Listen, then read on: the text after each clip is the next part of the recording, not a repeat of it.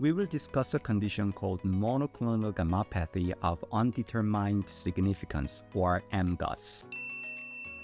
MGUS is fairly common in older adults, especially those over 50, and it refers to a small amount of abnormal protein in the blood, called M protein. This protein is produced by certain immune cells known as plasma cells. MGUS itself is usually harmless and doesn't cause symptoms.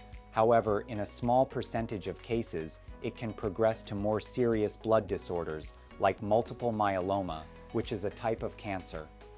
MGUS is often found by accident when someone has blood tests for other reasons. To diagnose MGUS, doctors look at specific criteria.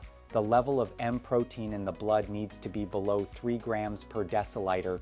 There should be fewer than 10% abnormal plasma cells in the bone marrow, and there must be no damage to organs caused by the M protein, such as bone lesions, anemia, a low red blood cell count, high calcium levels, kidney issues, or thickened blood.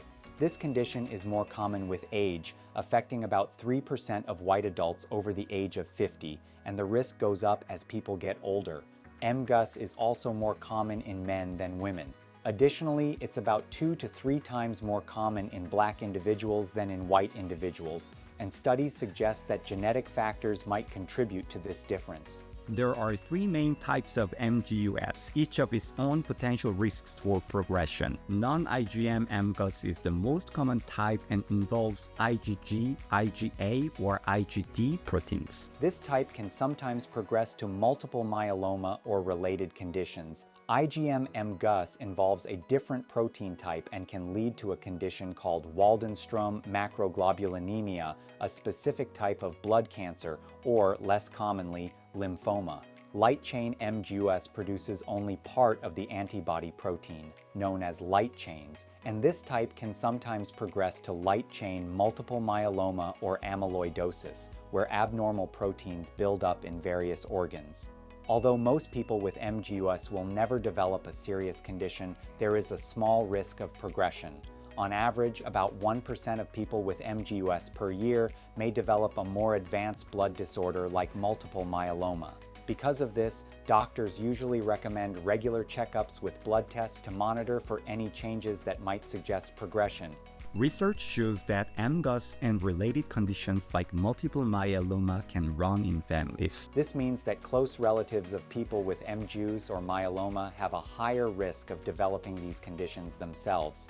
However, routine screening of family members isn't usually recommended because the overall risk remains low. MGUS has also been linked to a few other health issues, though it's not always clear whether MGUS causes these problems or just occurs alongside them. Some people with MGUS have conditions like infections, blood clotting issues, or an increased risk of bone fractures. In rare cases, MGUS has been associated with a condition called acquired angioedema, which can cause serious swelling and requires specific treatment.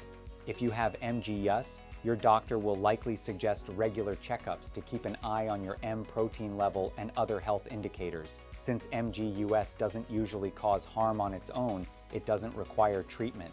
Instead, the focus is on watching for any signs that it might be progressing to something more serious. If you have any questions or would like more information about MGUS and its implications, please feel free to ask.